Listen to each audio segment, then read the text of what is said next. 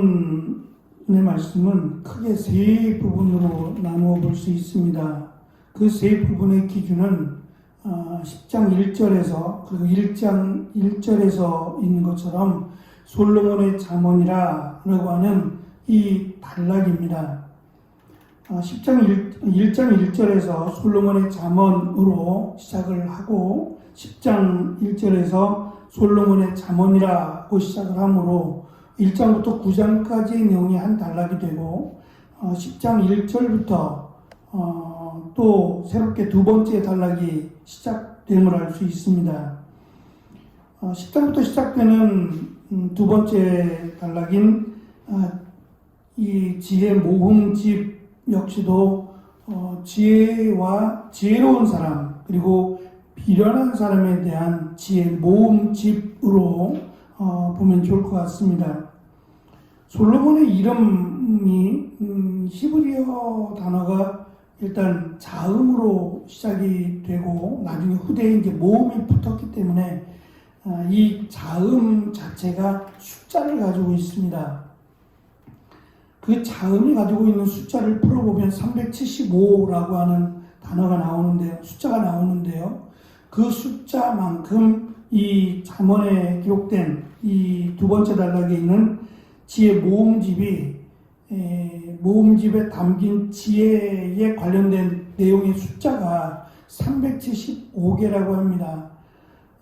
그만큼 이 지혜 잠언에 대한 말씀들의 목적은 지혜에 대한 지혜 모음집이라고 할 수 있을 겁니다. 그 지혜가 무엇인지를 10장에서 이제 기록을 하는데 오늘 말씀은 1절부터 4절까지 네 번에 걸친 네 번의 가르침이라고 볼 수 있는 지혜로운 아들과 미련한 아들에 대한 특징을 설명합니다. 첫 번째 가르침은 지혜로운 아들은 부모에게 기쁨을 준다라는 건데요. 고대 근동에서 자식들은 집안의 명예를 안겨주거나 또는 수치를 안겨줄 수 있습니다.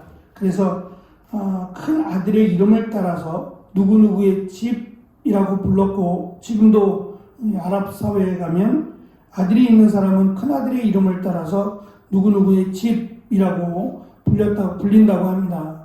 우리도 좀 비슷한 것 같아요.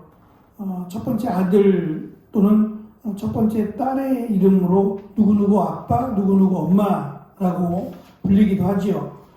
이것은 굉장히 오래된 전통이라고도 합니다. 자식들은 집안의 명예를 드높이기도 하고 낮추기도 하는 가장 중요한 요인으로 작용을 했고요. 이 말씀은 집안의 명예에 관한 것이지 사사로운 부모의 기쁨에 관한 부분은 아닙니다. 그래서 전제가 부모들이 지혜롭고 경건하다는 것과 자신들이 속한 공동체를 매우 중요하게 여긴다라는 것을 전제로 볼 때 이 자녀들이 지금껏 부모들이 믿고 따르고 섬겼던 것들을 무시하지 않고 또 그것들을 잘 유지한다는 것을 전제로 그러니까 부모의 가르침을 잘 이어받는다라는 점을 강조해서 집안의 기쁨이 된다라는 것을 강조합니다. 두 번째는 물질에 관한 겁니다.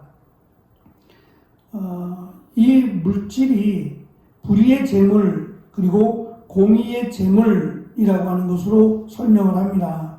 불의의 재물은 부도덕하고 악한 수단과 방법으로 모은 재물을 말하고 공의의 재물은 자기가 열심히 수고롭게 일을 하고 또 부끄럽지 않게 일을 해서 모은 재물뿐만 아니라 이 재물을 어떻게 사용하느냐에 대한 부분입니다. 부정한 방법으로 모은 재물은 많은 사람들에게 상처를 주게 된다. 그러니까 부정함이 목적이 돼서 많이 모으기만 하면 되는 것으로 생각하는 어리석은 사람, 미련한 사람은 그 재물로 인하여 멸망한다는 이야기입니다. 다른 사람에게 상처를 주고 또 바르지 않는 방법으로 재물을 모으게 되면 그 재물이 오히려 그를 삼키게 될 것이고 그가 어려운 일에 처했을 때 그로부터 상처를 받은 사람은 그를 외면할 것이다 라는 것이고, 또 공의의 재물을 모은 자들, 그것이 많고 적든지 간에 공의롭게 재물을 모으고 사용한 사람들은 그가 살아가면서 그에게 많은 도움을 받은 그 사람들로부터 도움을 받게 될 것이라는 거예요. 그러니까 살아가면서 가장 두드러지게 나타나는 것이 재물에 관한 부분입니다.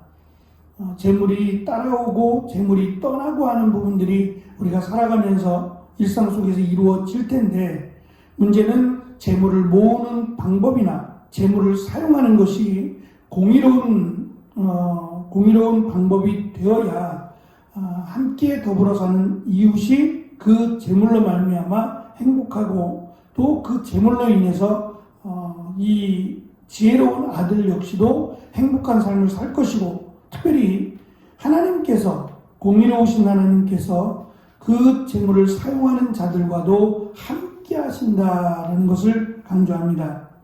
세 번째 가르침은 3절에 있는 대로 의인의 영혼과 악인의 소욕에 관한 부분입니다. 이루고자 하는, 분이 살아가면서 이루고자 하는 뜻이 있을 텐데, 이 이루고자 하는 뜻, 이것이 선하기를 원한다는 겁니다. 목적이 없는 삶은 불행한 삶이죠. 누구에게나 목적이 있고 그 목적을 이루기 위해 살아가는데, 그 과정이, 목적을 이루고자 하는 과정이 악하다면 결국 그것이 이루어졌다고 할지라도 그것이 오히려 그에게는 어리석은, 그리고 미련한 삶으로 작용할 것이다 라는 거죠. 악인의 소욕은 악인이 이루고자 하는 욕심과 욕망으로 물질적인 것뿐만 아니라 그 이상의 것들에 대한 욕심을 의미합니다. 그러나 그것이 이루어지는 것이 오히려 그를 행복하게 만드는 것이 아니라 그를 불행하게 만든다는 것이죠. 다시 말하면 이 의인의 삶은 세상적인 기준에서 볼 때, 또는 이 땅을 살아가는 사람들의 기준에서 볼 때 행복하지 않을 수 있어요. 또는 만족이 되지 않을 수도 있어요.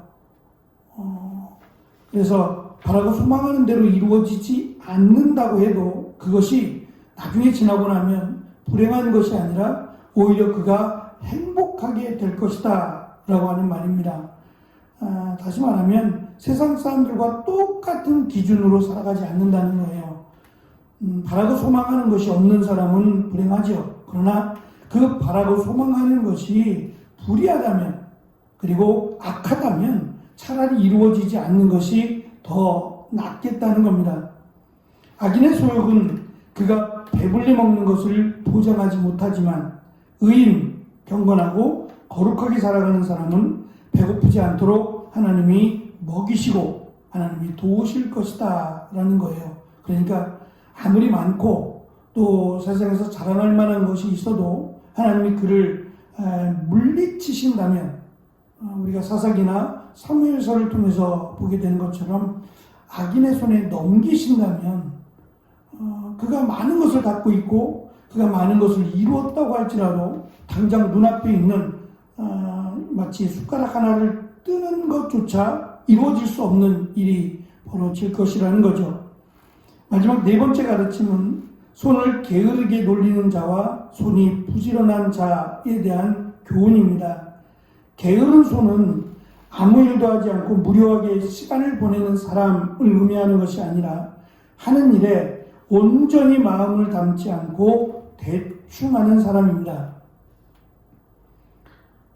제가 세례자 교육을 하면서 박정훈 형제에게 지금 하는 일에 대해서 좀 질문을 했어요. 마트 좀 규모가 뭐 그렇게 대형 마트는 아닙니다만, 그래도 마트라면 여러 가지 물건들을 이렇게 한꺼번에 모아서 파는 곳이니까 작은 구멍가게는 아닙니다.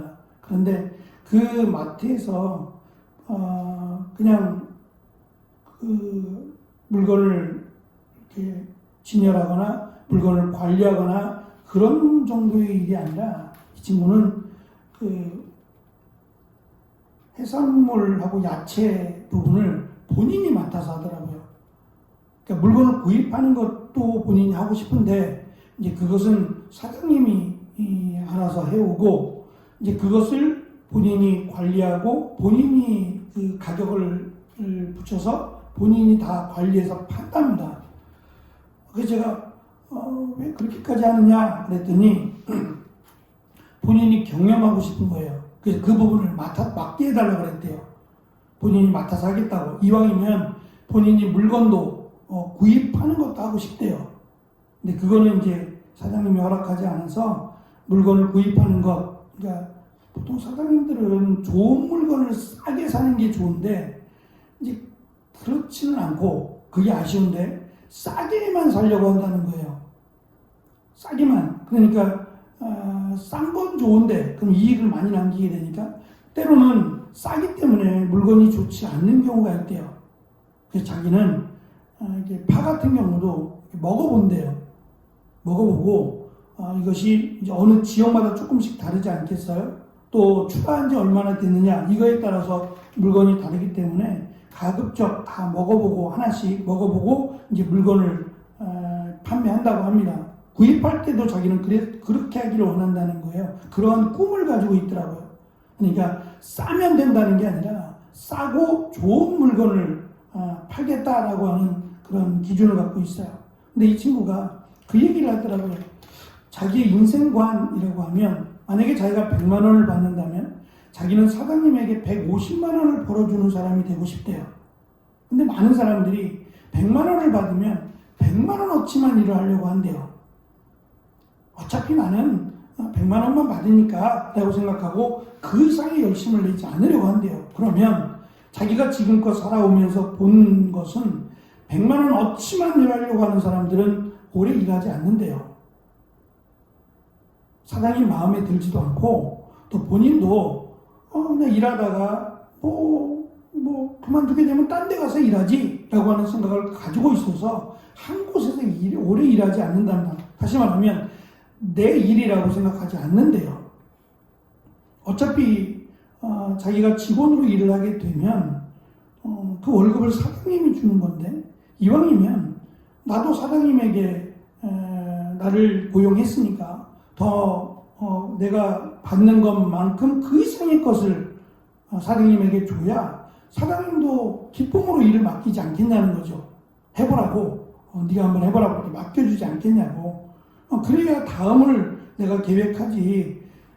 그냥 누구나 할 수 있는 일을 맡아서 그 일을 하는 것은 의미가 없다라는 이야기를 하더라고요. 그래서 젊지는 않지만 그래도 젊은 친구가 생각이 참 깊구나라는 생각을 해봤습니다. 그리고 자신의 이제 마트가 됐든 뭐가 됐든 자신이 이 노하우가 쌓여서 지금은 결혼 준비하느라고 어렵지만 이 노하우가 쌓이면 자신만의 가게를 마트를 자신이 지금 생각하는 대로 운영하고 싶다고. 그래서 좋은 거래처, 믿을 수 있는 만한 거래처들을 확보하고 또 지금 그걸 배우고 있느라고 이야기를 해주더라고요. 그래서 참 좋은 생각을 가지고 있다라고 이야기를 했습니다. 게으른 사람으로 번역을 했지만 대충 하는 사람, 마음을 온전히 쏟아서 하지 않는 사람을 의미하고 손이 부지런한 자라고 하는 이 부지런하다라고 하는 단어가 날카롭다라고 하는 문자적으로 날카롭다라고 하는 의미가 있습니다. 해야 할 일을 마다하지 않고 성실하고 부지런하고 효율적으로 일하는 사람을 의미하는 말입니다. 그러니까 단순히 내가 맡은 일을 그냥 끝내는 정도가 아니라 이 일을 어떻게 하면 효율적으로 그리고 또 많은 사람들에게 유익이 될 수 있을까를 생각하며 일하는 사람이라고 말할 수 있을 겁니다. 우리가 실제적으로 이 땅을 살아가면서 둘 중에 하나의 삶을 살아간다면 지혜로운 사람 그리고 어리석고 미련한 사람이라고 구별을 짓는다면 그 지혜롭다라고 하는 기준은 단순히 하나님을 믿는 사람만을 말하지 않습니다. 하나님을 믿는다면 그 믿음이 다른 사람들에게 유익이 되고 또 다른 사람을 바른 길로 이끌어 줄 수 있는 사람이라고 할 수 있을 겁니다. 나만 배부르고 내가 원하는 소중의 목적을 이루는 삶을 지혜로운 사람이라고 말하지 않고 더불어 사는 사회 속에서 다른 사람들에게 유익이 되고 그리고 특별히 하나님께서 기뻐하실 만한 그러한 삶을 사는 사람, 특별히 가정에서부터 출발해서 우리가 있는 공동체 또 나라와 민족을 위해서 살아가는 사람을 솔로몬은 지혜로운 사람 또는 지혜로운 아들이라고 하는 말로 교훈을 주고 있습니다. 이 교훈의 모음집을 통해서 자신의 꿈을 키워가고 이 꿈을 이루기 위해서 노력하는 그런 아들들이 되기를 아마 바라는 마음이 있었으리라고 생각합니다. 이 지혜의 모음들을 통해서 내가 가고 있는 이 길을 점검하고 또 나아갈 길들을 준비하는 귀한 은혜가 또 우리에게도 있기를 축원합니다. 기도하겠습니다.